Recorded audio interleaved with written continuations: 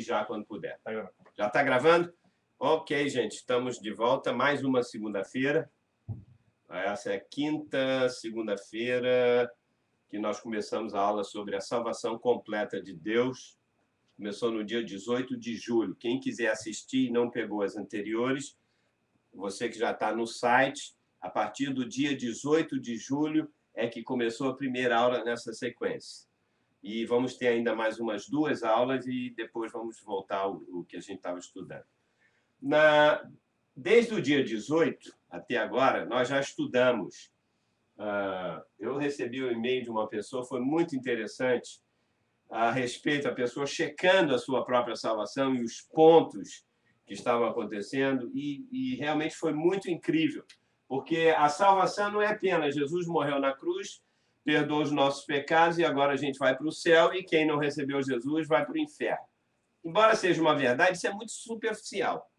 A salvação que Deus tem para nós, ela é uma salvação muito mais profunda e tem muitos outros aspectos. Então, é o que nós estamos fazendo. Eu estou mostrando desde o início. Então, vamos relembrar. Quem lembra o primeiro passo da salvação? Eu expliquei para vocês que existem pelo menos 6, 7 passos. Nós já estudamos, o 5º é o que nós vamos fazer hoje. Está aqui, ó. A primeira coisa que nós vimos foi que nós temos que ser iluminados pelo Espírito de Deus, e uma vez iluminados, a gente tem o primeiro aspecto, que é o quê?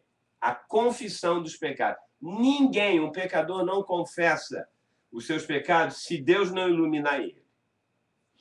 Pelo contrário, ele nem se acha pecador. Aí depois o passo número 2, o outro aspecto, depois que ele foi iluminado, ele o quê? Ele se arrepende. Depois que ele confessa, ele se arrepende, e o arrependimento, eu mostrei para vocês, é voltado, é ligado à mente, à alma da pessoa, ou seja, ela decide que a partir dali, se ela realmente foi iluminada e confessou os seus pecados, ela decide que a partir dali ela vai viver para buscar o reino de Deus, buscar as coisas lá do alto. A vida dela toma uma direção realmente. Então, ela busca o reino de Deus, e eu expliquei, e acontece o terceiro passo. Ou seja, ela recebe o dom de crer em tudo que Deus fez, em tudo que Deus é. E ela começa a crer na palavra de Deus, ela recebe capacidade para isso. Nada desses aspectos parte do homem por si mesmo. Não é na mente dele. É Deus que capacita a ele confessar, Deus que capacita a ele se arrepender, buscar as coisas do reino de Deus, é Deus quem capacita a ele crer em cima da palavra de Deus, e tudo, e a fé é desenvolvida à medida que ele cada vez mais lê a palavra. E depois, na aula passada, o número 4, eu falei sobre o perdão dos pecados e a lavagem dos pecados. Foi o assunto da nossa aula passada, e eu acho que eu não li aqui um versículo, um texto, eu falei sobre pecado, sobre Paulo. Essa aula foi muito importante, quem não assistiu, eu recomendo. Então, na aula passada, eu não li aqui, deixa eu ver aqui.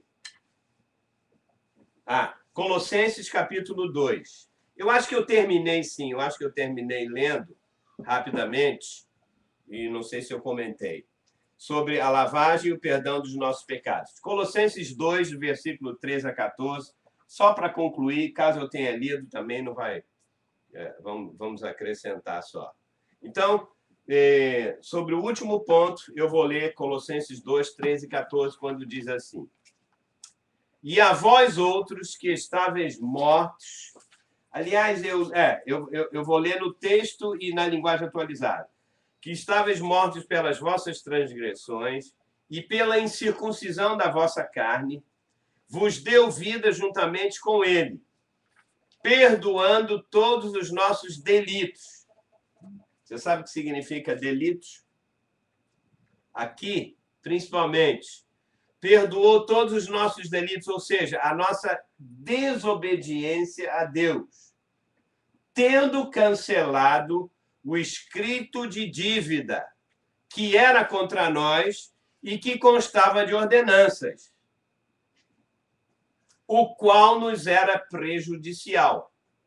Removeu inteiramente, encravando na cruz. Essa é a linguagem mais tradicional da Bíblia. Então, eu vou ler esse mesmo texto na linguagem atualizada da Sociedade Bíblica. Você vai entender um pouco melhor o que significa isso e tal. Isso. Então, o mesmo texto diz assim: antigamente, vocês estavam espiritualmente os mortos por causa dos seus pecados. Veja, Paulo está escrevendo aqui para a igreja de Colossos. Ou seja, ele está falando já com cristãos. Interessante observar que nessa igreja ele também fala sobre que muitos começaram a buscar cultura, buscar outras coisas, e a mente dele ficou em cima disso e eles começaram a se afastar de Deus. Porque a cidade de Colosso, naquela época, tinha a maior biblioteca do mundo da época. Então, as pessoas eram muito ligadas à mente, às coisas da lógica, da razão, e Paulo escreveu para essa igreja exatamente dentro desse aspecto. Antigamente, vou repetir, vocês estavam espiritualmente mortos por causa dos seus pecados e porque não eram circuncidados. Mas agora, Deus os ressuscitou junto com Cristo. Ele perdoou todos os nossos pecados. Olha aqui o assunto.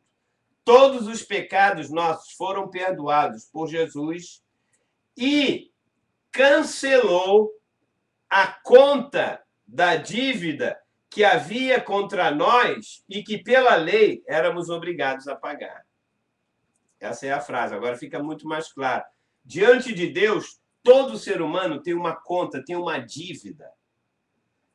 E se não pagar essa dívida, a ira de Deus vai fulminar essa pessoa e ela vai sofrer. Todo pecador, né? Toda pessoa que não confessou Jesus, ela vai sofrer essa conta da dívida. Por quê? Porque Jesus pagou a nossa dívida, nós estamos isentos agora dessa dívida. É isso que o texto está dizendo. Então, diz aqui, ele cancelou a conta da dívida que havia contra nós e que, pela lei de Deus, éramos obrigados a pagar. Aí a última frase diz assim, ele acabou com essa conta pregando-a na cruz. Então, sobre esse aspecto da lavagem do pecado, e o perdão dos pecados, isso já está claro, e quem quiser, eu depois posso dar a apostila, você pode voltar a estudar novamente. Tá? Hoje nós vamos falar sobre agora o quinto aspecto que acontece. Além de confessar, de ser iluminado, de crer, de ter o perdão dos pecados, na nossa salvação, esse é um dos pontos muito importantes. Porque hoje a igreja, de um modo geral, diz, não, seus pecados foram perdoados, foram lavados, e agora você vai para o céu. Vai vivendo a sua vida aí e tudo bem.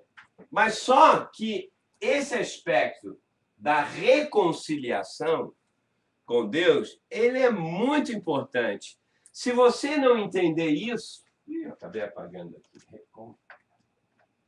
Sabe, como eu disse, essa lacuna é muito importante, porque se você não for reconciliado com Deus, você não tem acesso ao trono de Deus. Por isso que muitas vezes a gente fica falando, olha, ora para mim, intercede aí, faz aí alguma coisa. E quando a verdade é que a salvação completa diz que você pode entrar no trono de Deus, na presença de Deus. E isso é importante. Então, vamos falar sobre essa redenção, né? Porque, veja só, se Jesus realmente já pagou a nossa dívida, como nós vimos aqui no ponto 4, a dívida foi anulada, foi cravada na cruz, nós não temos mais conta nenhuma a pagar com o Senhor.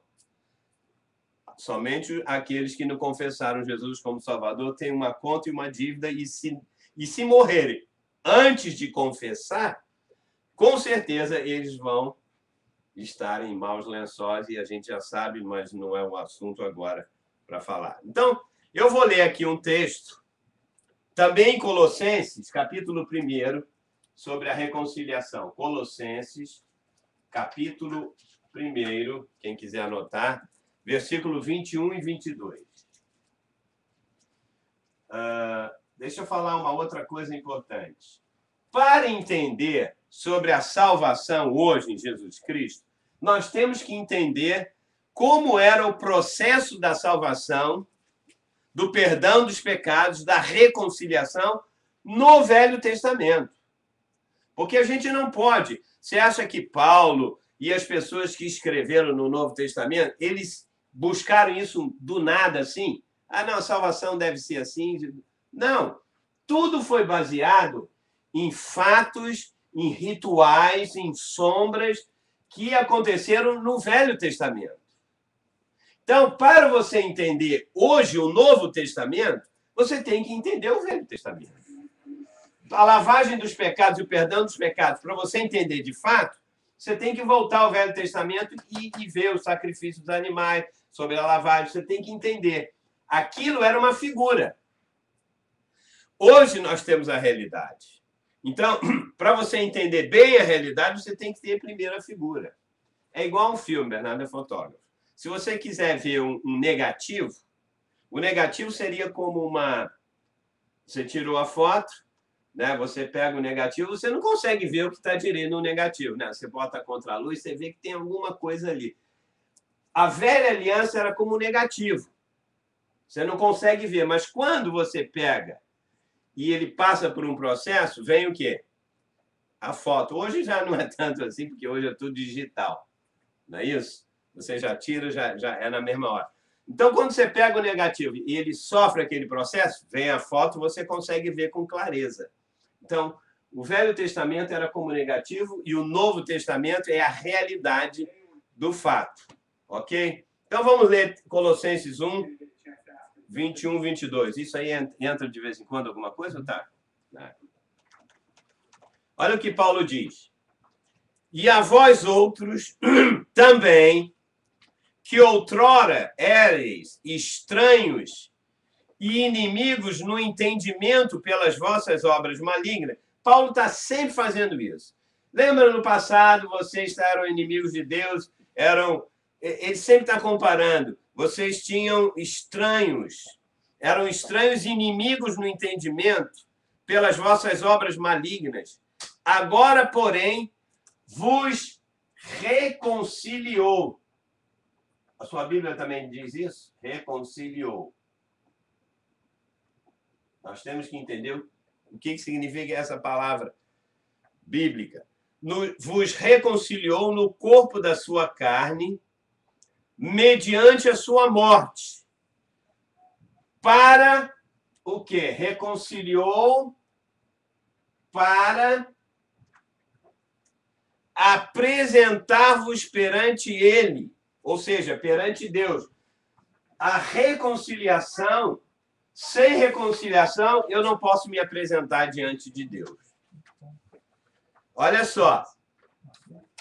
Para apresentar-vos perante ele santos, inculpáveis e irrepreensíveis. Ou seja, santos, separados para ser cheio da vida de Deus, inculpável, sem culpa, justificado, e irrepreensível, ou seja, não está sujeito a nenhuma repreensão.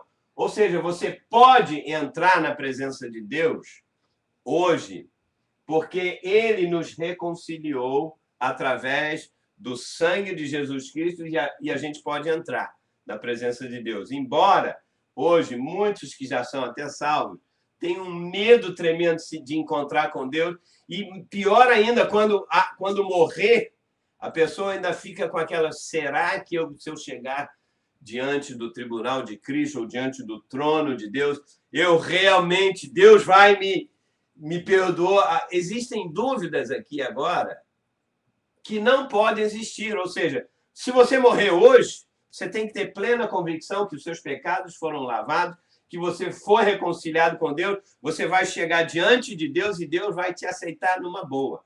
Não pode haver dúvida, porque se houver dúvida, você vai começar a não crer nas promessas de Deus. Ah, mas eu fiz tanta coisa errada e ainda continuo fazendo. Será que Deus me perdoou? Ah, nessa dúvida, eu vou fazer o seguinte: vou pedir para alguém orar e interceder por mim.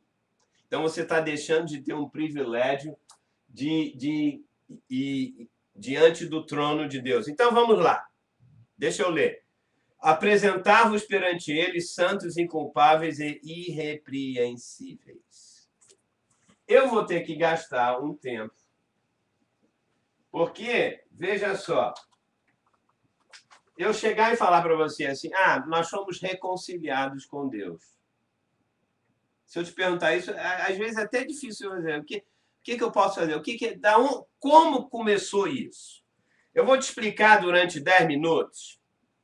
Eu já fiz isso na aula sobre a arca.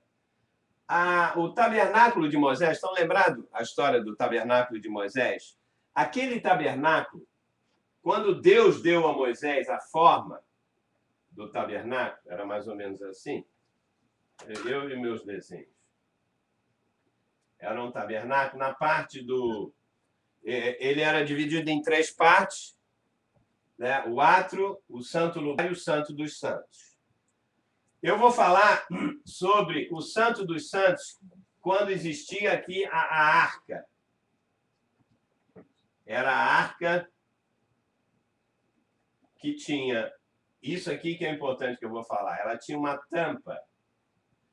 Toda a figura do tabernáculo é uma figura das 3 partes do homem, das 3 partes. É uma figura da igreja, como tem que ser a igreja de Jesus Cristo. Fala desde o sacrifício até a presença de Deus. Tá? Então, ela tinha uma tampa.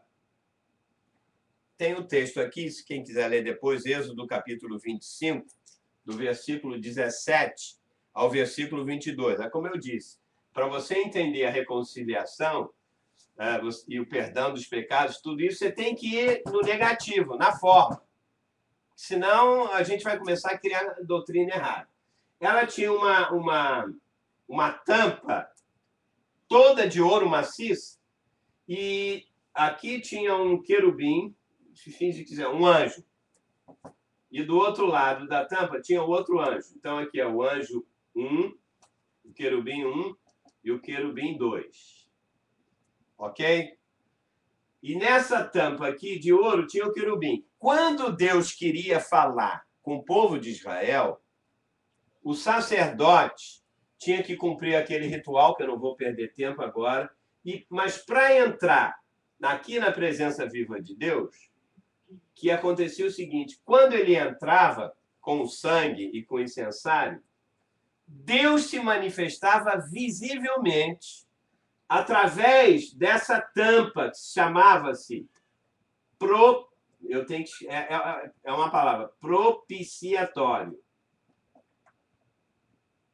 Está escrito, está aqui, né? Era o propiciatório de ouro com 2 querubins. Ou seja, a tampa da arca, ou a palavra propiciatório, ela realmente significa a mesma coisa. Então, quando Deus aparecia, o sacerdote entrava, entre esses querubins, aqui, ó, o fogo, a presença de Deus entrava e o sacerdote ouvia a voz de Deus. Audivelmente, não tinha erro. Ele fazia o que tinha que ser feito. Deus só falava aqui. No resto das outras partes do tabernáculo, aqui na parte exterior, no santo lugar, Deus não falava. E ele só entrava uma vez por ano. Então, e dentro da arca tinha, já falamos, a vara de Arão, tá lembrado? A vara de Arão. Tinha o maná escondido, que acabamos de falar recentemente também. Tinha o maná escondido, a vara de Arão, e tinha como é que se diz? As 2 tábuas da lei. Tá? Que Moisés recebeu no monte. Essas tábuas da lei, deixa eu falar, chamava-se também testemunho, segundo o texto.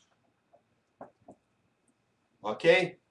Então, veja, eu resumi o texto que eu acabei de falar para vocês, de Êxodo, capítulo 25, de 17 a 22. Porás o propiciatório dentro dela e o testemunho, que nada mais era do que a lei.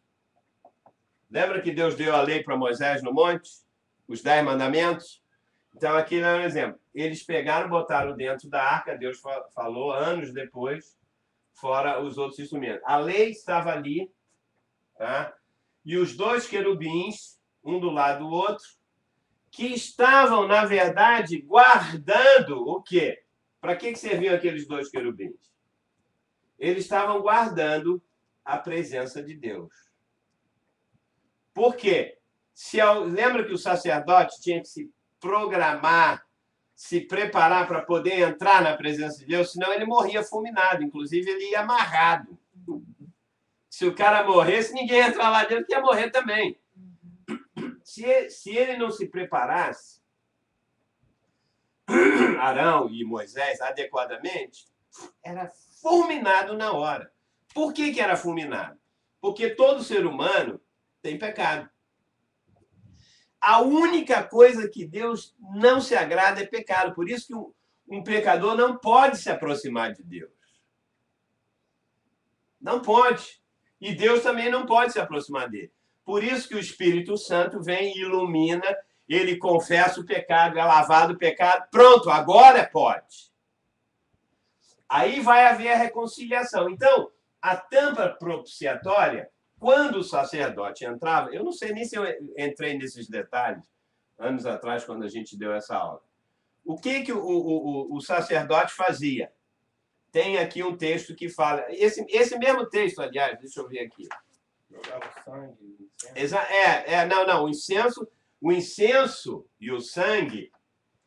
O incenso e o sangue era do animal que ele sacrificou aqui, ele entrava. Quando ele entrava com o incenso, que representava o próprio Senhor Jesus, que inundava aquela parte, o que ele fazia com o sangue? Está aqui no texto. Ele pegava a ponta do dedo, molhava no sangue, e ele fazia o seguinte, ele fazia 7 vezes. Veja como é um ritual, mas hoje em dia a gente não tem que fazer ritual nenhum. Nós temos que aplicar isso espiritualmente. Ele aplicava 7 vezes na tampa, aí Deus se manifestava, ou seja, o sangue limpava ele dos pecados. Então Deus aparecia numa boa. Falava, olha, faz que o povo faz isso, aquilo. Se não fosse aplicado o sangue na tampa, que é o nome propiciatório, que era a tampa da arca, ele era fulminado. Então, o sangue livrava, lavava ele da ira de Deus. Tá? Como hoje nós sabemos que Jesus é esse propiciatório. Ele derramou o sangue dele e hoje nós temos acesso diante de Deus. Ok. Mas veja só, se eu perguntar para você assim, então o que é a salvação? A salvação é o perdão dos pecados pelo sangue de Jesus, não é isso? É uma verdade. Mas só que ainda é incompleto. Porque você pode ser salvo, ter o perdão dos pecados, mas ainda assim, eu te pergunto, a sua salvação está incompleta. Porque não basta só ter o perdão dos pecados. Você tem que entrar na presença viva de Deus. Ou seja, a salvação completa significa que eu agora vou entrar também na glória de Deus. Você lembra que esses 2 querubins eram um exemplo, é um resumo do que aconteceu no Jardim do Éden. Quando Adão e Eva pecaram, o que Deus fez? Eles comeram da árvore do conhecimento do bem e do mal. Deus expulsou eles do Jardim do Éden, não foi? Quando Deus expulsou eles do Jardim do Éden, o que aconteceu? Oi, Roberto. Tudo bem, filhinho? Deus expulsou eles do Jardim do Éden. E o que Deus fez? Eles podiam voltar novamente para o Jardim do Éden, se quisessem, não era? Mas se eles voltassem, eles seriam fulminados. Porque eles ainda não tinham a provisão do animal do pecado. Então, Deus colocou 2 querubins na porta do Jardim do Éden, ok? Para que eles não entrasse lá. Então, os dois querubins da arca eram os dois querubins que representavam, guardavam a presença de Deus. Ou seja, se eles entrassem, eles seriam fulminados, Adão e Eva, e nunca mais teriam acesso à salvação de Deus. Eles teriam morrido eternamente e estariam sem salvação. Por isso que o que aconteceu no Éden é o resumo do que está no tabernáculo de Moisés, e o tabernáculo de Moisés é um resumo do próprio Senhor Jesus, porque o João começa escrevendo o Evangelho dele, dizendo que Deus tabernaculou conosco através da pessoa de Jesus. Então, veja, o simbolismo ele é ampliado e ele se torna em Jesus, e Jesus faz tudo espiritualmente, e hoje nós recebemos não rituais, mas a verdade em si. Mas para isso eu tenho que explicar da onde começou o propiciatório. Outro aspecto aqui interessante que a gente tem que entender.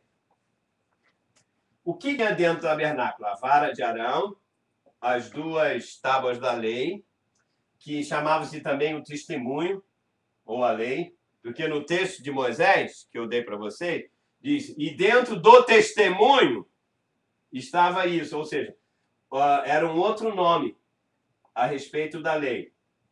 E tinha também o pote de ouro com maná escondido, que nós já vimos. Veja só, esses três elementos estavam embaixo da tampa, ou do propiciatório, ou seja, estava lá guardado, escondido. Acima da cobertura estavam os querubins. Ou seja, aqui embaixo, escondido, estava do testemunho, nada mais era... Por que se chamava testemunho? Alguém tem alguma ideia? Por que Deus fez questão de registrar que dentro da arca era o testemunho? Era o testemunho de quê? Ninguém se aventura? Aqueles elementos ali eram testemunho do que Deus era. Ou seja, a presença viva dele estava do lado de fora, mas dentro era um testemunho do caráter de quem Deus era. Tanto que, lembra, o que era o maná escondido? Não era uma revelação dentro de um pote de ouro. Não era uma revelação mais profunda de que Deus é? Eu falei isso na aula que a gente tem falado da igreja. O vencedor vai comer do maná escondido. Ou seja, vai ter uma revelação mais íntima e mais profunda do que Deus é hoje. Porque hoje Deus é apenas assim. Deus é um Deus que guarda, que cuida, que ama, que busca, que perdoa o pecador. Ótimo! Mas Deus é muito mais do que isso. Então, na parte de baixo, era um testemunho do que Deus é. E na parte de cima do tabernáculo, na parte de cima do propiciatório, que tinha os dois querubins, era a figura de quê? O que era isso aqui? Aqui nós vimos que era o testemunho do que Deus é. E a parte de cima? Simbolizava o quê? Isso aqui não era a própria presença de Deus? Ou seja, aqui era o que Deus era, vamos dizer assim, na teoria. Estava lá. Se você pegar a Bíblia, ela fala... A Bíblia é um livro que fala sobre quem? Sobre Deus. O que ele é ali diz tudo. É o que está na lei. Mas o que Deus é na sua expressão, isso é importante. Não adianta eu falar, olha, está lá no Deus é amor, Deus isso tudo. Está escrito.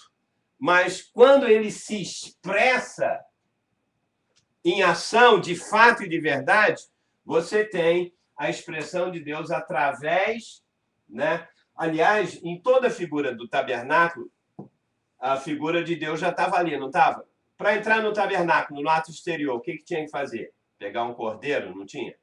Derramar o sangue dele? Quem era esse cordeiro que derramou o sangue? Não é Jesus? Então ele já estava ali naquela figura, não estava? Depois entrava no pão, no candelabro e tal. Eram outros símbolos do que Jesus é, do que Deus é. Eram símbolos aqui e aqui. Aqui dentro também Mas quando a tampa do propiciatório para cima, aqui não é símbolo. Porque, olha, segundo a Bíblia, quando o povo de Israel sabia quando Deus aparecia de verdade para Moisés. Sabe por quê? Eles olhavam lá de cima, na parte do Santo dos Santos, eu vi uma coluna que subia e descia e disse, Deus está falando com Moisés. Todo mundo via, era visível. Ou seja, então, aqui estava o testemunho do que Deus é, e aqui era a expressão do que Deus realmente era. Ou seja, aqui estava o Deus como testemunho, e aqui a palavra bíblica é... Qual é a palavra bíblica? Glória. Viram a glória? Você já leu na Bíblia várias vezes? E a glória de Deus apareceu, e a glória de Deus apareceu. Como? A glória de Deus tem que ser algo que você o quê? Vê. Se eu pego a minha Bíblia, embora ela fale de Deus, você pega a sua Bíblia, essa Bíblia aí fala de Deus. Você está vendo Deus ali? Não. Mas quando ele se expressa, você vê a glória de Deus. Ou seja, eu já li, veja só. Deixa eu ler um outro texto de Hebreus, capítulo 9, versículo 3 a versículo 5. Nós estamos no 6º ponto, vou chegar lá. Nós fomos reconciliados com Deus. Ou seja, vou mostrar daqui a pouco para vocês que ninguém podia tocar na glória de Deus, senão morria. Mas se eu fui reconciliado com Ele, eu agora posso entrar na glória de Deus e a glória de Deus pode entrar em mim. Isso é um passo a mais da nossa salvação. Aliás, essa é a salvação completa de Deus. Veja o que Hebreus diz. Por trás do segundo véu se encontrava o tabernáculo, que se chama Santo dos Santos, o qual pertencia ao altar de ouro para o incenso, a arca da aliança totalmente coberta, o que eu acabei de ler, na qual estava uma urna de ouro contendo o maná, o bordão de Arão, a vara de Arão, que floresceu, e as tábuas da aliança, que estão aqui. E sobre ela os querubins da glória, está um aqui, outro aqui, que com a sua sombra cobriam o propiciatório. Por isso que eu usei a palavra está na Bíblia. Tá? Eles estavam cobrindo, ou seja, estavam cobrindo a presença e a glória de Deus. Que o pecador, homem nenhum, podia entrar, senão morria. Com essa visão, Paulo escreveu todas as epístolas dele.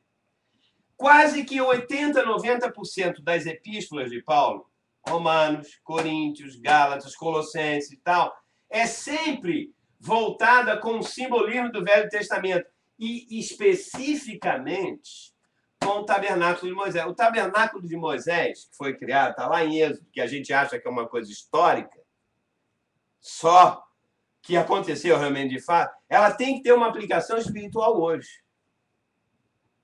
Então, agora eu vou ler principalmente o livro de Romanos, é todo calcado nisso. Há 2 segundas-feiras atrás eu falei sobre o pecado, Paulo disse, aquela parte do pecado, tudo, ele, com certeza, ele visualizou em cima do tabernáculo de Moisés. Por isso ele escreveu a epístola, ele não inventou nada. Aprenda uma coisa. O Novo Testamento, ou seja, de Mateus até o Apocalipse, todo ele é uma revelação do Velho Testamento, de Gênesis a Malaquias, é a revelação ipsiliter, literal, de todo o Velho Testamento. Cada ato, cada guerra, cada atitude, cada ritual, ele é desenvolvido no Novo Testamento. E se você não enxergar isso, é como as pessoas dizem, eu não entendo o Velho Testamento, eu só quero o Novo. Aí ele chega no Novo Testamento e não entende, porque você não vai entender se você não entender o Velho. Ou seja, o Espírito Santo junta as coisas do Velho Testamento com a afirmação de Jesus, de Paulo, ou seja lá quem for, você junta essas duas coisas e vem o Espírito, a glória de Deus vem e te confirma. Você é mudado, transformado, alguma coisa muda na sua vida se essa glória daqui te tocar. Porque se isso aqui não te tocar hoje, sabe o que vai acontecer? Nós vamos ser uma coisa que a maioria das pessoas são. O que é? Religioso. Religioso mesmo usando os rituais bíblicos. Porque o ritual bíblico, batizar, fazer circuncidar, ou seja o que for o ritual, tomar a ceia, se ele não tiver um entendimento com a glória, com a presença, a vida de Deus, vai ser apenas religião. E religião sem a presença da glória de Deus é morte. Ah, mas é bíblico. Até lá, batizou. Quanta gente é batizada? Quanta gente toma ceia? E como Paulo disse, ao invés de tomar para melhor, toma o quê? Para pior. Por isso que há muitos de vocês que morrem na igreja, porque não estão discernindo. Leia 1 Coríntios 11. Ele disse, olha, eu ouvi dizer que muitos de vocês estão morrendo aí na igreja. Por quê? Porque vocês estão tomando a ceia indevidamente, sem discernir o corpo. E como muitas pessoas tomam a ceia como ritual. Ritual não funciona. É uma ofensa a Deus. Porque a salvação e o cristianismo, a vida espiritual, ela é uma vida, ela é algo vivo. Vou dizer uma coisa para vocês. Talvez muita gente não vai concordar. O cristianismo não é uma religião. O cristianismo é a vida de Deus, a glória de Deus, o relacionamento de Deus com o homem e o homem com Deus. Esse é o verdadeiro cristianismo. Por conseguinte, eu posso até dizer que muita coisa do cristianismo, da religião cristã, não tem a presença viva de Deus, e se não tem a presença viva de Deus, ela é uma religião como qualquer outra. Que, aliás, basicamente só existem 3 religiões. O que significa a palavra religião? Só tem 3 religiões no mundo. O resto são seitas. As únicas religiões que prometem a palavra... Você sabe o que significa a palavra religião? Ela vem do latim, que significa religare. Ligar novamente. As 3 religiões que prometem religar, ou seja, ligar o homem novamente a Deus, é o cristianismo, é o judaísmo e é o quê? Qual é a última? O islamismo. O resto, budista, isso tudo, são seitas. São coisas... Não, nem Buda, nem Maomé, Maomé não, no caso, Maomé é o outro. Nenhum outro filósofo, nada, nenhuma outra seita, ela promete ligar o homem a Deus, mas ela promete paz, isso, aquilo. Só essas 3. E dessas 3, o cristianismo, porque dentro do islamismo, o islamismo quase que a maior parte dele é baseado em quê? No judaísmo. Nas leis de Moisés. Lógico. O primeiro filho Mas eu não quero... Como o próprio judaísmo, o judaísmo hoje te leva a Deus? O cristianismo veio do judaísmo.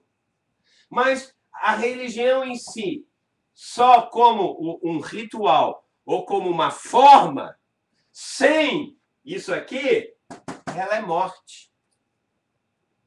Entendeu bem a diferença? Eu não estou contra nada, não estou dizendo que o judaísmo é bom, ruim, nem islamismo, isso aqui, eu não estou dizendo nada.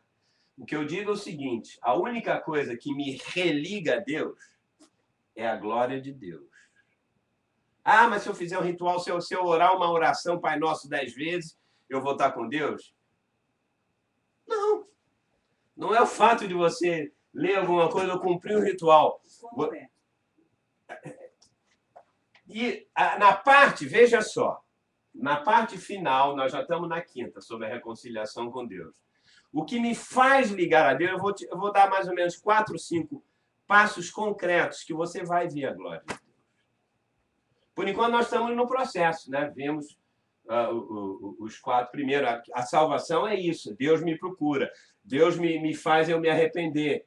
Deus me dá o dom de crer. Porque toda vez... Uma outra coisa. O dom, quando fala a fé em Deus, né? Tenha fé em Deus. Ninguém pode ter... Esse é um pouco de um defeito de tradução. A palavra certa, a tradução certa é: você tem que ter a fé de Deus. Porque quando diz eu tenho que ter fé em Deus, o que isso significa? Que eu é que produzo a fé, não é isso? Eu crio. Não, tenha fé, irmão, tenha fé. Então eu vou produzir na minha mente, vai partir de mim. E não é assim. A tradução certa, toda vez que você lê, põe: não, porque a fé de Deus, ou seja, a fé é dele, e ele vem e joga dentro de você. Tanto que eu só posso crer, confessar os meus pecados, e eu faço isso pela fé, não vem de vós, é dom de Deus, não é isso que Efésios diz? Então, se não vem de mim, eu não tenho que fazer força para ter fé. Eu tenho apenas que receber. A fé de quem? De Deus. Se eu recebo isso, eu sou transformado. Eu creio nas promessas. Você sabe por que muito crente não recebe as promessas de Deus? Que está forçando. Ele tem que fazer alguma coisa para...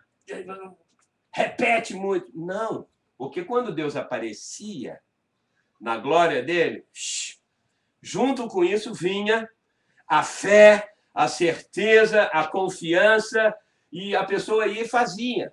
Não dependia nada dela. Então vamos lá. Romanos 3. Esse coisa aqui é muito importante. Como eu disse, Paulo sempre olhando para o tabernáculo, sempre escrevendo. Romanos 3, capítulo 21. Capítulo 3, versículo 21 a versículo 28. Olha só que interessante.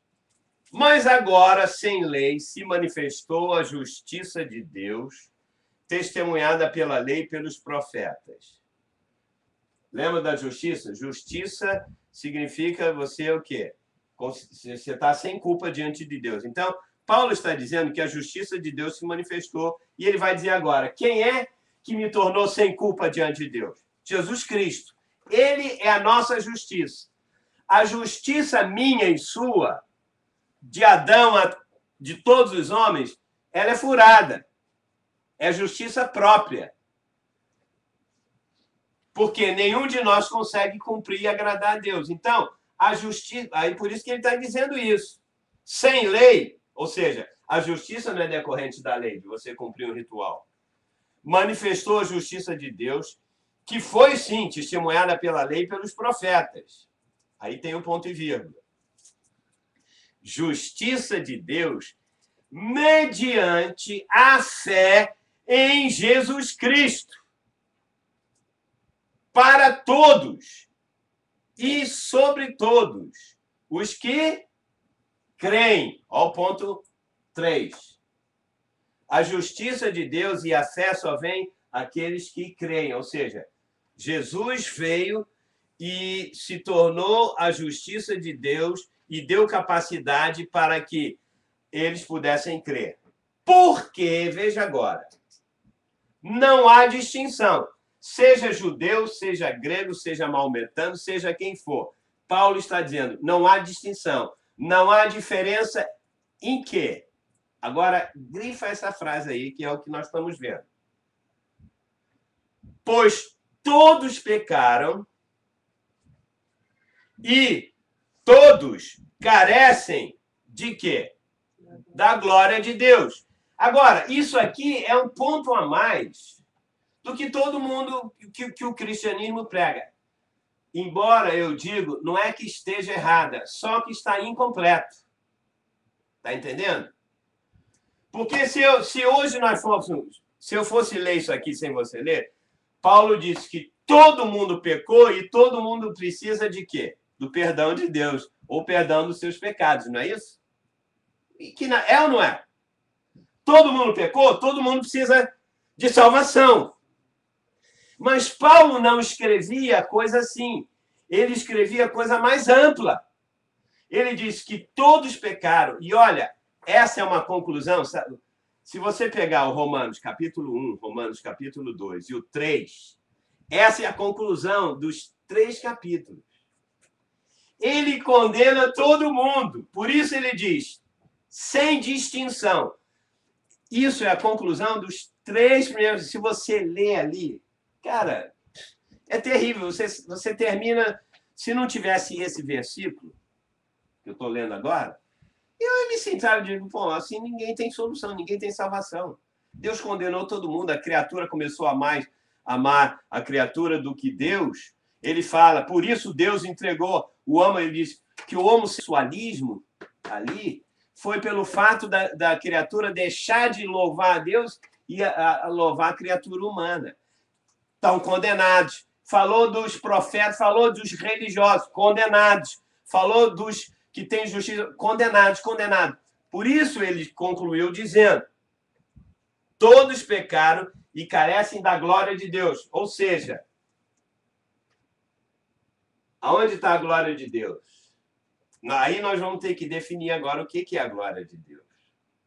Porque o que eu preciso, segundo o que eu estou dizendo, mais do que o perdão dos meus pecados, é da glória de Deus. Porque quando Adão e Eva foram expulsos do paraíso, eles perderam o quê? A glória de Deus. Quando você perde a glória de Deus na sua vida, aí a consequência é o quê? Você peca. Não é verdade? Eles desobedeceram, a glória de Deus desapareceu e, consequentemente, eles pecaram. Então, nós estamos muito superficiais dizendo, eu pequei, eu preciso do perdão dos pecados. Você precisa da glória de Deus. Se ela chegar, é prova de que o seu pecado já foi lavado. Você entende? A coisa é muito mais profunda. Muito bem, vamos continuar. Pois todos pecaram e carecem da glória de Deus, tem uma vírgula, ele vai explicar agora. Sendo justificados, considerados sem culpa. Justificados como? Gratuitamente.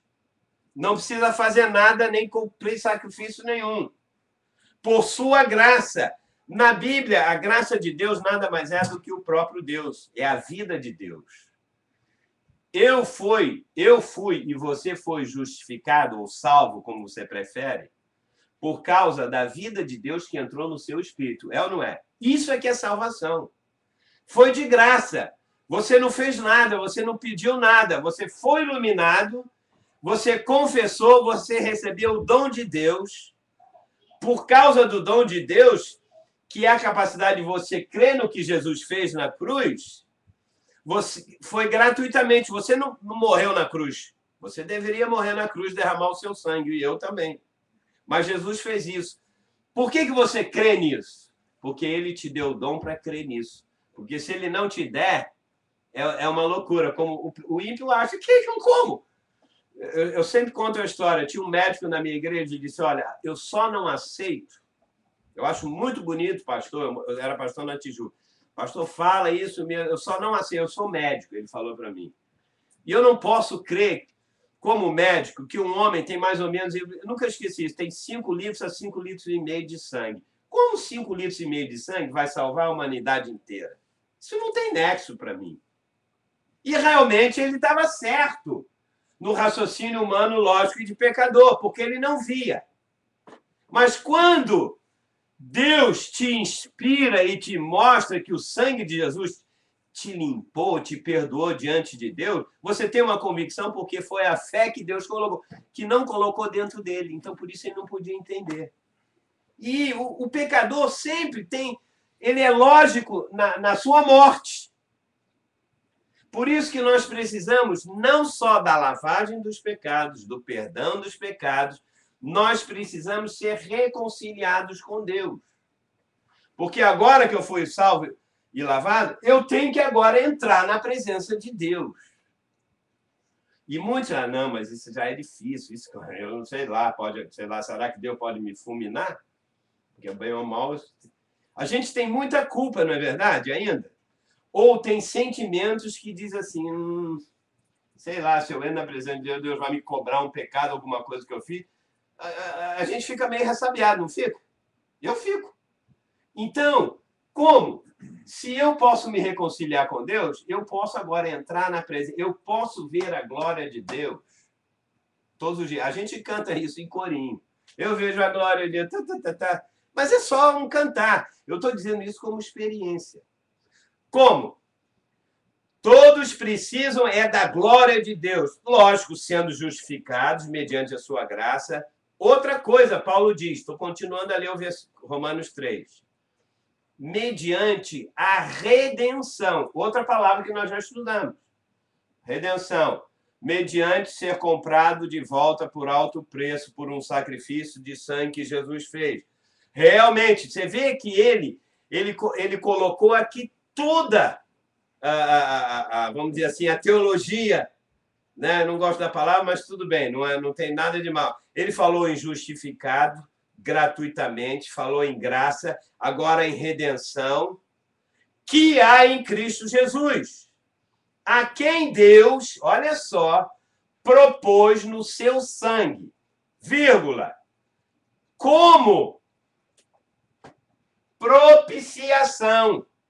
A sua Bíblia diz isso? Agora ele acrescentou essa palavra, propiciação. Mediante a fé, ou seja, a propiciação, a tampa do tabernáculo, além de eu ser considerado sem culpa, redimido, comprado de volta, ele também propôs a propiciação, que é a tampa do tabernáculo com os 2 querubins e que tem a ver com a glória. Continuando. Para manifestar a sua justiça, por ter Deus, na sua tolerância, deixado impunes os pecados anteriormente cometidos.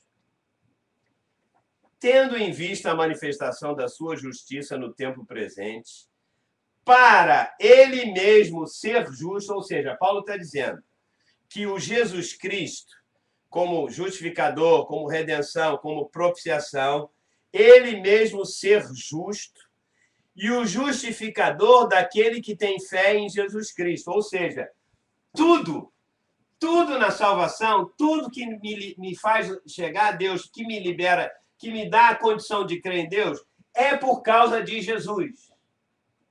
Mas o cristianismo diz, ele não diz que é só através de Jesus, ele diz que é através de um ritual, através de uma fé sua, né? Ou através de você tomar uma ceia e pensar em alguma coisa.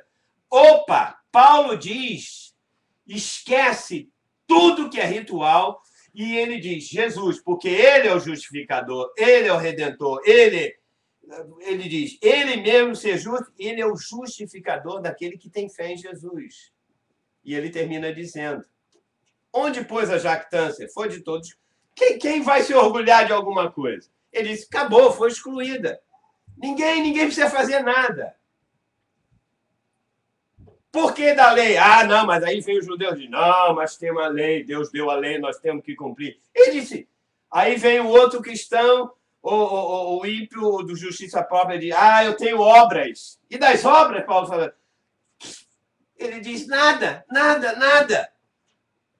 Aí ele diz, não, ponto e vírgula, pelo contrário, pela lei da fé. Ou seja, Paulo, como judeu, estava dizendo que a lei que foi dada no Velho Testamento, ela não é, aquela lei não pode justificar ninguém. Aliás, a lei salvou alguém? Davi foi salvo? Ele cumpriu a lei? Tinha que cumprir a lei. Não é isso? Todo mundo tinha que cumprir a lei. Salomão cumpriu a lei? Então, quem não cumpriu a lei está o quê? Sansão cumpriu a lei? Você pega Isaías. Ninguém. Eles tinham pelo esforço dele cumprir. Ninguém. Por isso diz, ninguém pode se jactanciar. Por quê? Porque agora é pela lei da fé. Ou seja, se a fé é o dom de Deus, ou seja, ninguém pode dizer, eu fui salvo porque eu fiz, eu ajudei. Epa, não. Paulo está dizendo, não. É Deus que colocou a fé dele dentro de você e a vida dele e te justificou, te salvou, te redimiu, fez propiciação. Pela primeira vez, essa palavra nós estamos falando. E eu vou continuar. Tá? Aí ele diz, Paulo é o advogado. Ele primeiro condena, diz que está tudo errado, mas ele chega, mas tem aqui um agravante. Jesus Cristo, Filho de Deus. Paulo era um advogado. E os argumentos dele em Romanos é do melhor advogado do mundo. Condena todo mundo e ao mesmo tempo ele diz, tem uma solução. Essa pessoa, Jesus Cristo, porque ele salvou, todo mundo está livre dos seus pecados. Cara, ele sabia expor.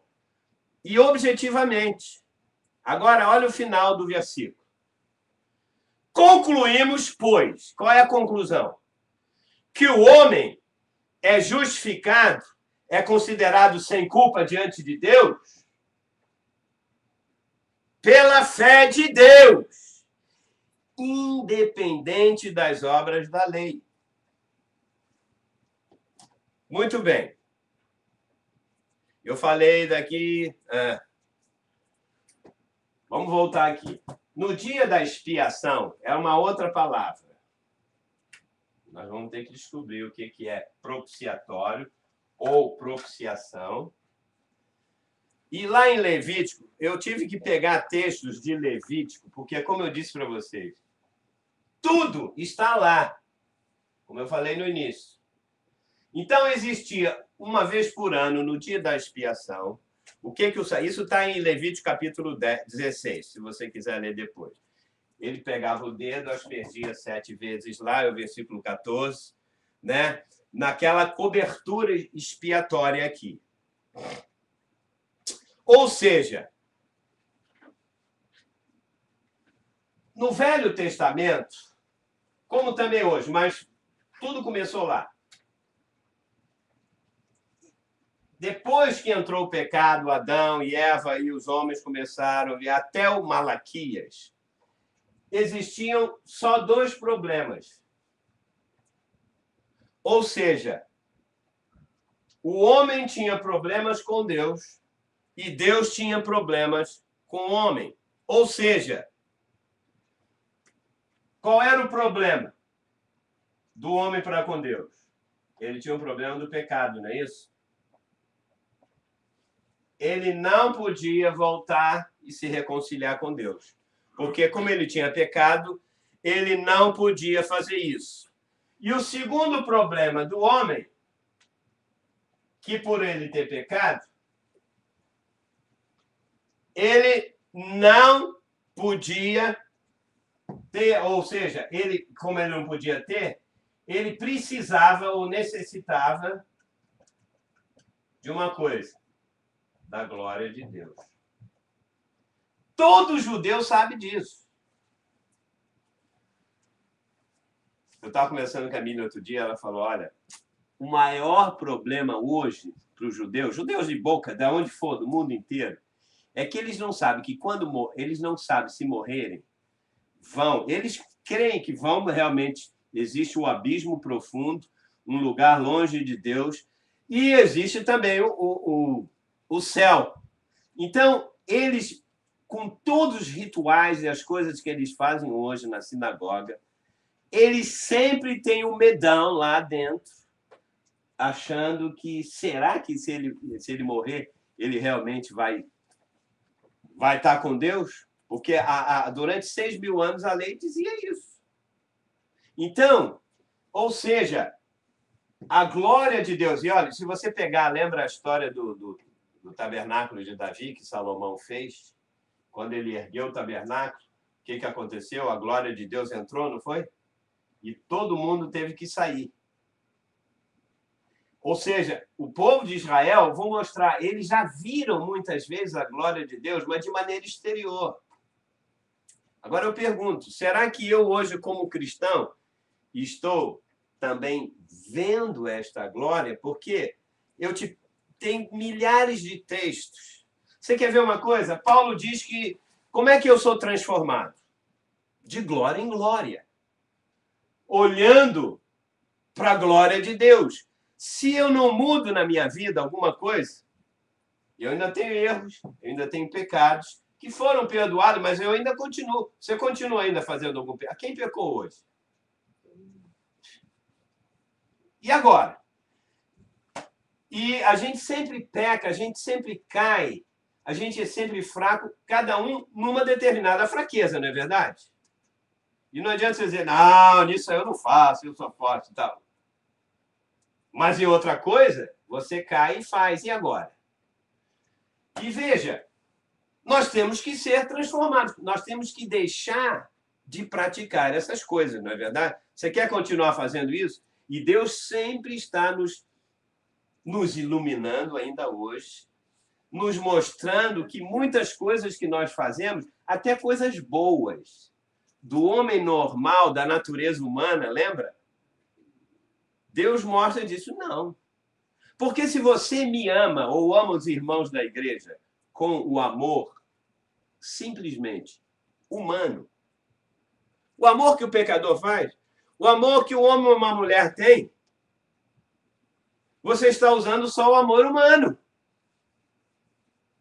Se você está usando a sua compaixão humana, porque o ímpio, o pecador, ele tem essas virtudes, tem ou não tem? Mas o amor humano não é suficiente para você me amar. E nem eu a você. Eu tenho que ter o amor humano revestido do amor de Deus. E não é automático. Porque se fosse automático, hoje na igreja, todo mundo se amava. E a gente ama alguns e não ama outros. Tem irmãos que você não gosta. Tem ou não tem, não é verdade? Você não se dá, não tem empatia. E no corpo de Cristo não pode ser assim. Ou seja, a glória de Deus tem que cair no meu espírito. E o meu espírito tem que... Olha, lembra aquilo que eu falei na aula passada? Antes o homem vivia pela sua alma. Hoje nós temos que viver pela consciência, que nada mais é parte do meu espírito que recebe a revelação, eu posso chamar agora a glória de Deus. E uma vez que eu recebo isto, eu posso dominar a minha mente, as minhas emoções e a minha vontade, a minha alma. Deus não entra... Nós estamos orando, pedindo Deus fazer mágica. Senhor, vem, tira da minha alma esse desejo impuro, ou da minha carne. Deus não faz assim, porque Ele é espírito. E a única parte que Ele entra e fala comigo é no meu quê? Espírito. Uma vez que Ele fale profundamente no meu espírito, o meu espírito entra em contato com a minha vontade, com a minha alma, com as minhas fraquezas e diz não. Ora, por que Deus nos deu o Espírito? Abaixo do céu, o céu e a terra, Deus deu o Espírito, colocou o Espírito dentro do homem, porque o Espírito é a única parte que Deus toca para poder nos dar domínio próprio. Domínio próprio usando a sua mente, você vai praticar 2 vezes pior. Você não vai dominar. Você vai pelo contrário. Você não vai parar de mentir. Não, agora não minto mais. Juro, Deus, juro. Isso não funciona. Senhor, eu não vou mais roubar, eu não vou mais adulterar, eu não vou mais mentir, eu não vou fazer mais. Prometo agora, você chora, faz. Você sai dali, você vai fazer 2 vezes pior, porque eu sei, mas Deus não fez, Deus não me ajudou. Deus é Espírito. Por isso, Paulo diz, andai no Espírito e jamais satisfareis os desejos da carne, não é assim? Que Espírito é esse? É no meu Espírito. Você pode ver que está com letra minúscula. Eu tenho que exercitar o meu espírito para não cair nos desejos. Prostituição, desejos sexuais, bebedice, glutonaria e tal. O meu espírito, para eu andar, eu tenho que ver a glória de Deus. Por isso que Paulo diz, você pode ser considerado sem culpa, ser justo, isso, aquilo e tal, mas ele diz... todo mundo pecou e todo mundo precisa da glória de Deus. A glória de Deus. Conclusão. No Velho Testamento, o pecado, no dia da expiação, a palavra eu não escrevi aqui, expiação, nós acabamos de ler em Romanos.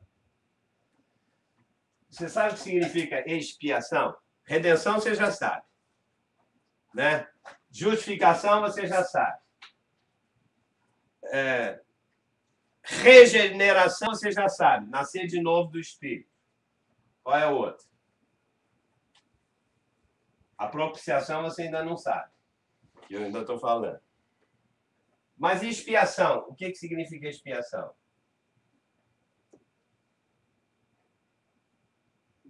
E essa palavra começou no Velho Testamento. Então eu tenho que entender lá. Cobrir o pecado. Você já encobriu o seu pecado? O que acontecia no Velho Testamento? No dia da expiação, o sacerdote chegava com sangue no dedo, né? 7 vezes lá na tampa do propiciatório. E quando ele colocava o sangue, a glória de Deus vinha e ele não morria. Amarrava o cidadão, caso, né?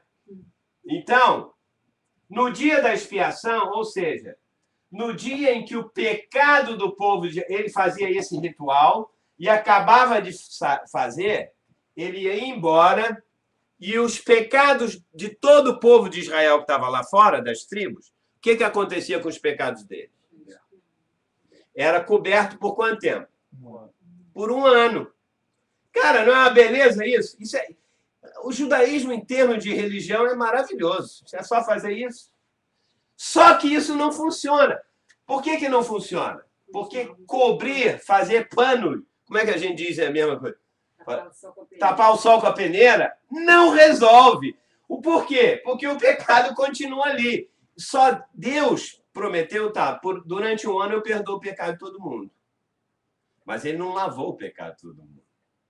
Perdoar uma coisa, lavar significa tirar o pecado do pecador. Acabou, foi onde é que está? Não tem mais. Não tem mais para sempre. Porque a lavagem é eterna.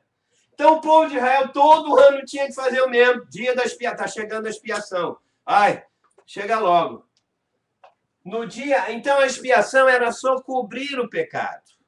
Mas era um ritual que funcionava. Tinha que ter sangue. O sangue era colocado lá, então o sangue era derramado, era aspergido, e todo mundo tinha o pecado coberto. Era coberto só com sangue. Muito bem. Tem mais 10 minutos. Eu queria que você guardasse na sua cabeça o seguinte. Você já é salvo? Todo mundo é salvo aqui? Eu acho que todo mundo está nos ouvindo. Teoricamente, tem Jesus. Ele já perdoou o seu pecado? Já. Ele já te deu a fé, graças a Deus. Ótimo, que bom. Você já se arrependeu, você está buscando agora as coisas de Deus. Eu quero ouvir mais da palavra. Ótimo, maravilha. Tá? Agora você já não tem mais culpa e tudo mais. Mas a minha pergunta agora é o seguinte. É a frase de Paulo. Todos pecados e todos carecem da glória de Deus. Agora, a minha pergunta é isso. Será que eu tenho a glória de Deus? Talvez você tenha, ou eu tenha, da maneira como nós vimos no tabernáculo. Eu preciso definir biblicamente o que significa glória de Deus. E a palavra hebraica para glória de Deus chama-se Shekinah. Eu tenho que saber o que é a glória.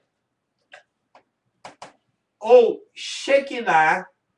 Eu preciso saber o que é isso. Sabe por quê? Porque é o que eu preciso. Mas eu já tenho a presença, a glória de Deus. Eu já tenho a minha Bíblia, eu tenho os 10 mandamentos. Essa está encoberta. Mas eu quero a glória que está o quê? Expressa, manifesta. E a diferença é a mesma coisa. Você pode saber a Bíblia de cor e, ao mesmo tempo, não ter a expressão, a vida e a manifestação viva do próprio Deus. Embora as duas coisas sejam uma única coisa, também, por outro lado, elas são diferentes. Por quê? Eu tenho que ter a glória viva de Deus. Agora eu pergunto, Vou tentar apagar aqui. Você acha que hoje alguém pode receber a glória de Deus? Essa presença viva? Hein? Eu acho que sim. Eu acho que sim. Você acha que sim? Ótimo. Alguém mais acha? Sim. Sim. Eu não estou dizendo que você tenha glória ou não, ou tem. De repente, acho que sim. Lógico. A resposta é hoje. Eu posso receber, além da justificação, da salvação, do arrependimento, de tudo mais, eu posso receber a glória. Olha, a sua maior necessidade hoje é 2 pontos. A manifestação da glória de Deus na sua vida. Mais nada. Você já tem o perdão, mais nada. Não tem lá no Novo Testamento aquela frase lá do nós somos o resplandecer da glória de Deus, levando no início. Tá, eu vou usar isso. Isso não é esse, veja só. Que a gente é o... Não.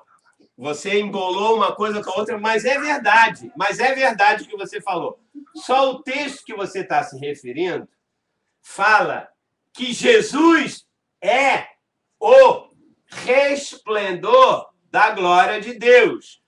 Por conseguinte, tá certo, nós somos o resplendor da glória de Cristo. Cristo é o resplendor. É Hebreus, logo no início. O livro de Hebreus é incrível. Porque ele começa, ele não diz... Eu vou dizer uma coisa, esse livro foi escrito pelo próprio Deus. Não tem, ele já começa no meio. Não diz para quem foi escrito, porque começa dizendo exatamente isso. Aliás, começa para explicar isso. Se não me engano, diz assim: no princípio Deus falou pelos profetas, pelos antigos. Começa assim. Todos os outros livros começam dizendo: ó Teófilo, ó fulano, é uma carta para você, ó para a igreja e tal. Esse livro, único na Bíblia, começa dizendo: Deus falou pelos profetas antigos. Mas agora ele fala pelo seu filho.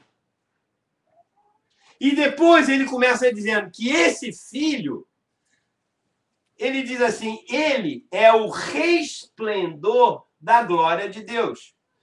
Se você pegar, e esse filho é Jesus, não é isso? Se você pegar os outros textos, fala que Jesus é o Filho de Deus que veio, se encarnou. Ninguém diz que ele, nem Mateus, nem Marcos, nem Lucas, ninguém. Jesus é o resplendor da glória. Eles não podiam imaginar isso. O que é o resplendor da glória de Deus? É o respingo. A glória de Deus é tão grande que respingou e o próprio é tão incrível você imaginar isso.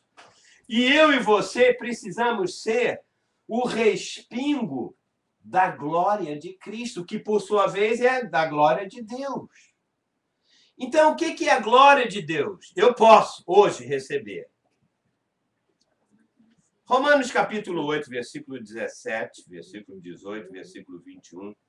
Vamos ver o que Paulo diz. Se eu não entender o que é a glória de Deus, né? Olha... A Regina quer saber. Eu estou esperando para o final, porque ali, como é que eu me reconcilio com ele?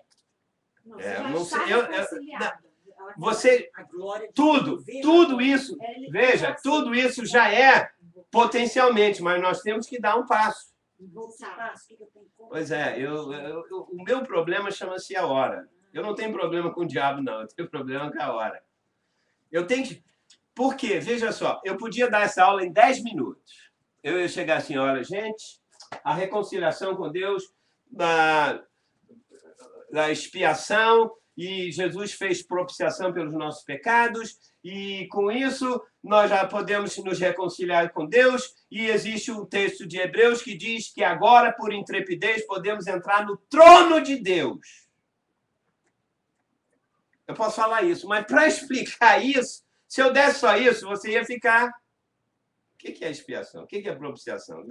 Por isso que eu tenho que perder tempo para mostrar como era no Velho Testamento e não criar nada. Aí você, uma vez entendendo isso, nós vamos chegar lá. A palavra propiciação, ela é tremenda. Ou seja, hoje nós somos perdoados e tal. Mas você já foi no trono de Deus hoje? Cara, isso é muito... A gente não entende. A gente ora, Jesus vai lá, faz. Ele é meu advogado, meu intercessor. Porque a gente não vai no trono, então alguém tem que ir pela gente. Ele é o nosso procurador. Ele é o nosso advogado. Mas Paulo provou, e olha, até homens do Velho Testamento foram ao trono de Deus. Enoque, que era um carinha lá do Velho Testamento, ele andava tanto na presença de Deus aqui na terra, que Deus o levou e disse, vem aqui para o meu trono. O próprio João foi arrebatado no espírito dele. É que a gente lê. Eu estava no dia do Senhor. Quando ele começa a ler o apocalipse, estava no dia do Senhor e fui arrebatado em espírito e comecei a ter visões. Mas ele estava falando com o anjo, não era apenas uma visão. O anjo estava... Afinal, para onde ele foi? Ele foi ao trono de Deus em espírito. O próprio apóstolo Paulo, quando se converteu, nós já falei isso, gastei aqui aulas. Ele passou 10 anos buscando a presença de Deus lá no deserto da Arábia, antes de começar o ministério dele. Por quê? Porque o ministério dele era como ele disse, Jesus me deu o ministério do verdadeiro evangelho. Não é que os 4 outros evangelhos não eram verdadeiros, mas eles estavam incompletos. E ele disse, eu recebi a revelação final do ministério que Jesus teve aqui na Terra e, principalmente, o ministério celestial hoje. O que Jesus está fazendo 2000 anos? Para a gente, ele só morreu na cruz, perdoou nossos pecados e acabou. Agora ele está lá descansando. Pinóia. Você acha que 2000 anos Jesus está sentado à destra de Deus? Mas ele não está sentado descansando, parou de fazer nada, ele já fez tudo. Quem está sentado no trono é porque está o quê? Não descansando, mas está governando. Está governando o quê? A sua igreja e o mundo. 2 coisas Jesus faz hoje. Ele governa a igreja dele e governa o mundo. Ele põe todos os presidentes. Jesus colocou o Chaves. Eu acho ele um endemoniado, um maluco, detesto esse cara. Mas Jesus botou ele lá. Botou Fidel Castro, botou Obama. Ele faz um arranjo celestial e homem nenhum determina o que vai fazer. Nem a economia, ele faz isso para que a igreja se levante e possa dominar o mundo. Aí isso é uma outra história, mas eu não vou falar agora. A economia de Deus é tão grande que você tem que... Qualquer pessoa que está me ouvindo, se você se converteu outro dia, pouco tempo, ou muito tempo, é mais fácil converter há pouco tempo que a gente fica cheio de... Não fica tão cheio de religião, tão cheio de coisa que a gente aprende errado.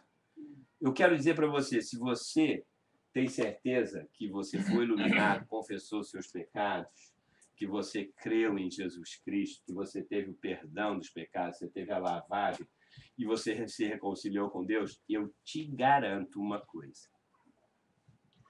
Você pode, como o sacerdote do Velho Testamento já podia e viu a glória de Deus, você pode e precisa ver a glória de Deus. Porque se você não ver a glória de Deus, você vai ser o homem mais comum, salvo, crente, vivendo uma vida...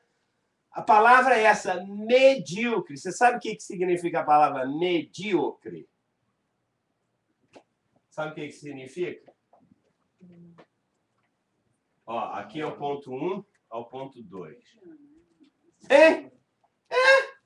Medíocre significa que você está vivendo no meio. Ou seja, daqui para trás, você já venceu. Você estava no pecado, você não... Então, você já recebeu Jesus. Você é mediano, está na média de todo mundo. Se você está vivendo uma vida na média de todo mundo, você é medíocre. É que a palavra, o cara é medíocre, é burro, é idiota. Não é isso. É mediano, que está no meio. Agora, do meio para aqui tem o quê? Tem coisas de Deus maravilhosas para a tua vida. Eu não quero. Ah, mas nós estamos satisfeitos. Eu sou crente, salvo, justificado, eu creio em Jesus, o pecado lavado. Estou maravilhado. E olha, poucos crentes têm esse pacote inteiro. Mas vamos supor que já... Pronto. Não. Pronto não. Agora você precisa sair da média. E isso aqui se refere exatamente à glória de Deus. Eu tenho que parar um pouco. Não. Deixa eu ler só o texto. Deixa que a Bíblia fala. Sobre a glória de Deus. Eu vou continuar na próxima segunda, porque não dá para explicar tudo. Eu já explicando assim, já muita gente já não entende, sabia, Bíblia? Mas o que é minha expiação? Por isso você tem que voltar, tem que ruminar. Porque se isso não entra, a glória de Deus você vai ver, se você tiver...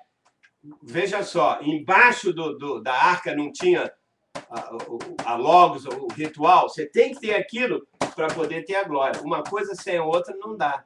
Por isso que o intermediário entre uma coisa e outra era a tampa do propiciatório. E a glória de Deus não estava dentro da arca, certo? Ela só estava em cima do propiciatório, entre os querubins. Ah, mas eu já tenho a vara de Arão. Ótimo, floresceu, você nasceu de novo. Eu era velho e foi ressuscitado com Jesus. Amém, glória a Deus. É bom. Você já tem o maná escondido de ouro. Você já tem uma revelação maior. Paulo foi arrebatado do terceiro céu e ele foi também lá no abismo, no fundo da terra. Mas ele foi, tem crente que nem sabe disso. Ah, ele foi. Aí ouviu coisas inefáveis.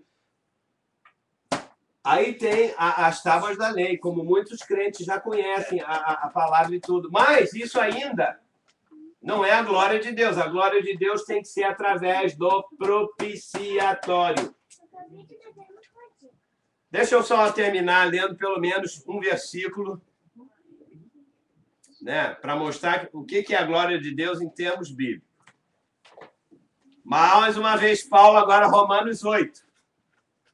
O livro de Romanos, se você entender frase por frase do livro de Romanos, caraca, malandro, como diz o carioca, você vai... Porque a partir de Romanos até o 7, é aquilo, como a Ju falou, Paulo estava com TPM, cara, falou pecado e tal. De 8 para frente é só glória. Romanos 8, 17, 18 e versículo 21 diz assim: ora, se somos filhos, ou seja, Paulo está escrevendo para uma igreja, para filhos, para cristãos. Ele está dizendo, gente, se nós somos filhos, filhos de Deus, óbvio, somos também herdeiros. Herdeiros de Deus e co-herdeiros com Cristo. Se com ele sofremos, também com ele seremos... Opa, esse é o assunto da próxima aula. Seremos, olha só, somos filhos, somos herdeiros, né? E também sofremos. Mas se sofremos também com ele, seremos... Não. Glorificados. Ser glorificado. Criança sabe mais do que você. É isso mesmo, meu neto. Olha, o perfeito louvor, olha, é mais fácil uma criança entender sem entendimento humano do que nós. Gente, é claro. Não é, Derek? Fala. Glorificado. Paulo disse, seremos glorificados, ou seja, cheios da glória de Deus. Ponto. Porque para mim tem por certo que os sofrimentos do tempo presente não podem ser comparados com a glória a ser revelada em nós. Versículo 21. Na esperança de que a própria criação será redimida do cativeiro da corrupção para a liberdade da glória dos filhos de Deus. Paulo pregava a salvação completa. Só perdão de pecados, justificação. Não. Todo mundo pecou e todo mundo precisa da glória de Deus. 3 vezes aqui ele fala a glória dos filhos de Deus, glória dos filhos de Deus, glória dos filhos de Deus. O que é a glória?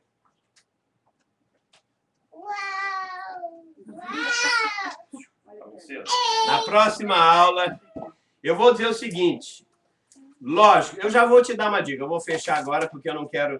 Já passei 10 minutos do que devia. Mas eu quero que você entenda uma coisa. A glória de Deus... A Regina respondeu muito bem. Eu disse, será que hoje eu tenho acesso à glória de Deus? Eu posso. Eu já tenho perdão, já tenho tudo. Um dia eu vou ver a glória de Deus. Não. Hoje eu posso ter acesso à glória de Deus. E, aliás, como eu disse, eu só sou transformado na minha vida se a glória de Deus se manifestar. Ou seja, se eu for glorificado. Se eu não for glorificado, ou seja, cheio da glória de Deus, que eu quero definir o que é a glória de Deus, eu vou ser uma pessoa mediana, medíocre, como qualquer outro, um cristão, com isso e aquilo. Eu vou ser uma pessoa que vou estar mais, como eu vou estar na média, sempre é da média para trás. Eu vou fazer o que todo ser humano faz. Eu vou ser influenciado na minha mente para ser um homem comum, ou até um crente comum. E hoje ser crente comum na igreja está abaixo da mediocridade. Será que entendeu o que eu falei? Está abaixo. Se eu comparar com os cristãos da igreja primitiva, nós estamos abaixo da mediocridade. Você sabe por quê? Na igreja primitiva, eles eram cheios da glória de Deus, a ponto de serem trasladados. Se você pegar o livro de Atos, você vai ver o que aquela turma fazia. Logo que começou, só um exemplo, Filipe, que era um evangelista, ele pregava sobre Jesus. Havia perseguição na igreja, não tinha ninguém, não tinha... Hoje para pregar o evangelho é mole. Naquela época, você tinha que ir pessoalmente. E para você ir de uma cidade para outra, quando não tinha mula, você tinha que ir a pé. E se era muito longe, não dava. Naquela época, você sabe o que significa o livro de Atos? Por que chama-se Atos? Por que chama-se Atos? As ações dos apóstolos. Não, esse que é o problema, não era a ação dos apóstolos. O livro de Atos são os atos do Espírito Santo. Se ele se manifestava, lógico, ele manifestava através dos apóstolos e dos discípulos. Ok? Então, só esse exemplo para terminar, para você, na próxima vez. Eu estou preparando você para ser glorificado, amém? Eu quero ser glorificado. Eu serei glorificado em glória quando Jesus voltar mais ainda. Mas hoje eu tenho que receber um pouco. Quando você recebeu a salvação, recebeu um pouquinho da glória de Deus, sabia disso? Agora essa glória tem que aumentar. É como diz lá, até ser dia perfeito, de glória em glória. No dia que Jesus voltar, eu vou receber mais glória. Depois do milênio, vou receber mais ainda. E depois, quando eu chegar no céu, eu vou receber 100% da glória de Deus. Mas hoje nós somos cristãos abaixo da média. Não, discutimos doutrinas, discutimos que tem que ser assim. Não. Quando a glória de Deus vem, acaba a doutrina, acaba tudo. É a vida de Deus se manifestando. Filipe, só para terminar, como eu disse, Filipe estava lá evangelizando, havia uma perseguição na igreja, cada um foi para um lado. De repente, o Espírito Santo pegou ele e falou, Filipe, tem um caso urgente. Você tem que ir lá para o deserto. Porque tem uma pessoa lá no deserto que precisa ouvir a sua evangelização. Filipe disse, vou, mas como? Não tem problema. Chamou um anjo. E o que o anjo fez? O que fez com Filipe? Traslador. O que é isso? Isso está em Atos capítulo 5, se não me engano. Ou seja, pegou ele, desafiou a lei de quê? Da gravidade e de tudo mais, pegou o cara, em segundos botou ele lá, a não sei quantos quilômetros de distância. E quando Filipe viu e foi trasladado pelo anjo, esse troço aí também... Leia o livro de Atos. Eles, quando se viu, estava ao lado de uma carruagem com um nego Zulu da Etiópia, que estava lendo um livro, estava lendo o Velho Testamento, o livro de Isaías. De repente aparece Filipe ao lado dele e ele fala: ô doutor, da onde você veio? Não importa.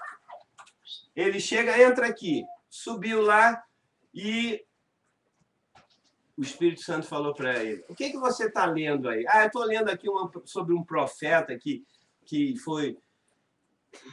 Quem é essa pessoa? Estava falando sobre que Jesus morreu pelos nossos pecados, foi sacrificado, foi pisoteado. A profecia de Isaías 53, se não me engano. Aí ele disse: por acaso você sabe sobre quem o profeta está falando? Ele disse: agora eu sei porque Deus me trasladou. A glória de Deus. E ele disse... Ele contou toda a história de Jesus e ofereceu a salvação para ele. E ele disse: eu quero esse Jesus. E na mesma hora, quando Filipe foi, o eunuco falou: eu creio em Jesus de todo o meu coração, eu quero ser salvo. Aí Filipe falou, era a prática do Velho Testamento: para a carruagem, tem água aqui. Batizou ele em nome de Jesus e ele recebeu a iluminação de Deus pela palavra. E quando ele batizou, na mesma hora, o eunuco olhou para o lado e disse: cadê Filipe? Voltou para a cidade onde ele estava. Isso sem contar em outras coisas, a glória de Deus aparecendo, movendo e fazendo. Hoje, nós não vivemos isso. Mas o que eu quero dizer é o seguinte: à medida que você for glorificado, cheio da glória de Deus, você pode ir no interior da terra, você pode ir lá, mas você está exagerando, isso só foi para Paulo. Esse que é o problema, a gente sempre acha que só foi para isso, aquilo, e hoje nós vivemos na média, nem na média, da média para baixo.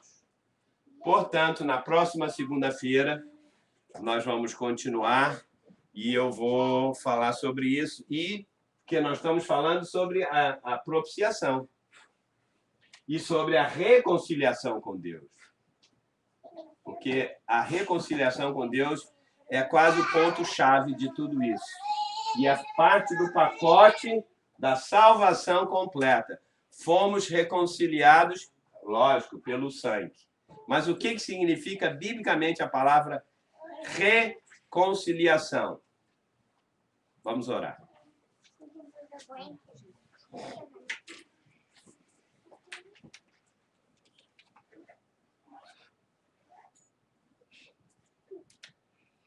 Espírito Santo de Deus, nós somos teus filhos, salvos desde antes da fundação do mundo, para sermos adotados como filhos, predestinados para a adoção de filhos, como Paulo diz, para desempenharmos uma obra e um ministério que o Senhor tem para cada um que foi salvo. Mas, ó Deus, nós vivemos, por outro lado, na mente, nos sentimentos, na carne, na emoção. Nós temos pensamentos, como Paulo disse, que estão alheios à vida de Deus. E por essa razão nós já sabemos que fomos perdoados, mas nós ainda não estamos sendo glorificados. Portanto, ó Deus, revela-nos pela tua palavra e esclarece a cada um de nós, pelo teu Espírito, dando entendimento, dando a fé de Deus, para que eles possam crer e experimentar, de fato e de verdade, que nós precisamos e carecemos é da glória de Deus. Muito mais do que o perdão dos pecados. Porque estes nós já recebemos pela fé através do que Jesus fez. Mas agora, ó Pai, eu peço que cada pessoa que está nos ouvindo aqui, também pela internet, possam ter uma mudança de vida nos próximos dias, por causa não só da palavra, mas por causa da tua glória, que com certeza vai aparecer, vai se manifestar através do teu Espírito Santo. E quando a tua glória aparece e se manifesta, nós somos transformados, nós tomamos novos rumos na nossa vida, nós tomamos decisões fora dos nossos sentimentos, nós somos guiados pelo Espírito, somos trasladados, nós podemos efetuar sinais, prodígios e maravilhas, não apenas como um poder, mas como consequência de uma vida e da glorificação que o Senhor há de nos revelar, nos mostrar, principalmente na prática de fato e de verdade. Porque tu és um Deus prático e fiel e cumpre a tua palavra. Ó Deus, que a igreja dos últimos dias, que com certeza serão poucos, que vão viver acima da mediocridade, da média comum, como temos falado. Que seja uma igreja, sim, de vencedores, de vitoriosos, daqueles que foram glorificados pelo Senhor, daqueles que foram respingados com o resplendor da glória de Cristo. Ó Deus, que cada um aqui nessa noite seja abençoado com a tua palavra, mas principalmente com a experiência da tua palavra. Obrigado a Deus pelo que nós falamos aqui no início, por essa oferta que vamos tirar de hoje até a semana que vem para abençoar o pastor Euler, lá indo para Teresópolis. Ó Pai, nós queremos abençoar a vida dele, o ministério dele, como preparando o caminho, ó Deus, porque nós estaremos juntos também, não só lá, como também na cidade do Rio de Janeiro, em outros lugares. E nós sabemos que tudo isso tem que ser feito pela direção do teu Espírito, ó Pai. Porque quando o teu Espírito dirige, tudo acontece. Sinais, prodígios, maravilha, abundância financeira, para a glória e louvor do teu nome, não para a glória e louvor do homem. Por isso, ó Deus, nós abençoamos nesta noite que cada um tenha no seu coração um propósito de fazer isto para louvor do nosso Deus, porque Ele fez tudo por nós. Obrigado a Deus pela vida de cada um aqui agora. Leva em paz a cada um, abençoa cada família, cada pessoa que está ouvindo também, a sua família, seja abençoada. Queremos abençoar a família do Manuel, ó Deus, tu sabes. Levanta a sua mão agora. Em relação ao Manuel. Abençoa, ó Deus, com sabedoria, com intrepidez, quebrando as obras do diabo e fornecendo as obras do Espírito Santo através de anjos, de sinais e prodígios. Que alguma coisa aconteça milagrosamente nos próximos dias, na vida dele, na casa dele e nas coisas que ele está enfrentando dos últimos dias. Porque tu és um Deus soberano e a tua palavra não volta vazia. Porque o Senhor começou uma boa obra e vai completá-la.